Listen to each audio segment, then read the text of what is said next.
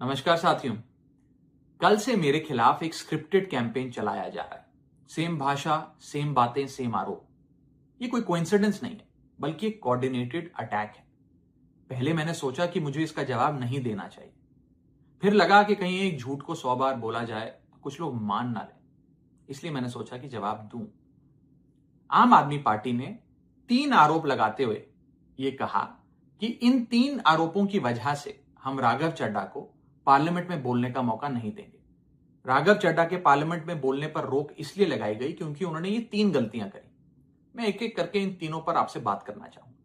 पहला आरोप कि जब ऑपोजिशन पार्लियामेंट से वॉकआउट करता है, सदन से वॉकआउट करता है, तो राघव चड्ढा वहीं बैठे रहते हैं, वो वॉकआउट नहीं करते। यह सरासर झूठ है, सफेद झूठ। मैं चुनौती देता हूं, एक इंस्टेंस, एक दिन ऐसा बताइए जब ऑपोजिशन ने वॉकआउट किया हो और मैंने उनका साथ ना दिया हो, मैं साथ में वॉकआउट नहीं किया हो। और पार्लियामेंट में तो हर जगह सीसीटीवी कैमरा है। आप सीसीटीवी कैमरा निकाल कर दिखा दीजिए, दूध का दूध और पानी का पानी हो जाएगा। दूसरा आरोप लगाया कि राघव चड्ढा ने चीफ इलेक्शन कमिश्नर के इंपीचमेंट मोशन पर, यानी कि मुख्य चुनाव आयुक्त को हटाने वाली जो याचिका थी, उस पर साइन करने से मना कर दिया। दूसरा सफेद झूठ। ना मुझे आम आदमी पार्टी के किसी भी नेता ने इस मोशन पर साइन करने के लिए कहा, ना औपचारिक तौर पर कहा, ना अनौपचारिक तौर पर कहा। और आम आदमी पार्टी के राज्यसभा में कुल 10 सांसद हैं, जिनमें से 6 या 7 सांसदों ने इस मोशन पर खुद ही साइन नहीं किया। तो भला इसमें मेरी क्या गलती?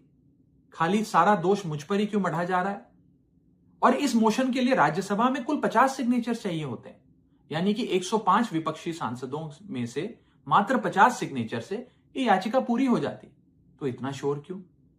और तीसरा आरोप जो मुझ पर लगाया गया वो ये था कि राघव चड्ढा डर गए हैं और इसलिए वो बेकार मुद्दे उठाते हैं। पहली बात मैं बता दूं कि मैं पार्लियामेंट में शोर मचाने, चीखने, चिल्लाने, माइक तोड़ने या गाली देने नहीं गया।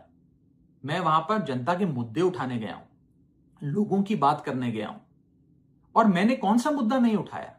मैंने जीएसटी से लेकर इनकम टैक्स की बात करी, पंजाब के पानी से लेकर दिल्ली की हवा का मुद्दा उठाया, हमारे सरकारी स्कूलों की हालत से लेकर कैसे पब्लिक हेल्थ केयर इंस्टीट्यूशंस को मजबूत किया जाए, इंडियन रेलवेज में जो पैसेंजर्स ट्रैवल करते हैं उनकी समस्याएं रखी, यहां तक कि मेंस्ट्रुअल हेल्थ, एक ऐसा मुद्दा जिसके बारे में लोग बात करने से कतराते हैं, वो बातें तक रखी। बेरोजगारी से लेकर महंगाई तक तमाम मुद्दे उठाए। आप मेरे 4 साल का पार्लियामेंट का ट्रैक रिकॉर्ड उठाकर देख लीजिए।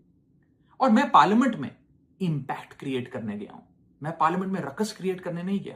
ये टैक्स पेयर के पैसे से जो पार्लियामेंट चलती है, उस टैक्स पेयर के मुद्दे उठाने में पार्लियामेंट में गया हूं। अंत में मैं बस इतना कहना चाहता हूं कि जो लोग आज मुझ पर आरोप लगा रहे हैं, झूठे आरोप लगा रहे हैं, कि हर झूठ को बेनकाब किया जाएगा और हर सवाल का जवाब दिया जाएगा, क्योंकि मैं घायल हूं, इसीलिए घातक हूं। जय हिंद।